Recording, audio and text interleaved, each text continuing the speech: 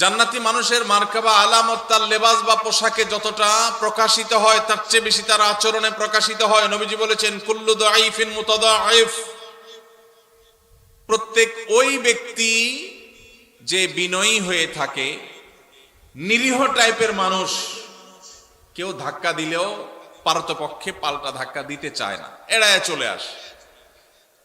কেউ তাকে চরম অপমান করছে, সে চাইলে প্রতিশোধ নিতে পারে, কিন্তু মাথাটাকে নিচু করে সে জায়গা থেকে সরে যায়। এরকম লোক কিছু লোক আছে না নাই? আমাদের সমাজ তাদেরকে বোকাশোকা মনে করে, আমাদের সমাজ তাদেরকে দুর্বল মনে করে, আমাদের সমাজ তাকে নিরীহ এবং অসহায় মনে করে, বেকুব বা নির্বোধ মনে করতে পারে সমাজ।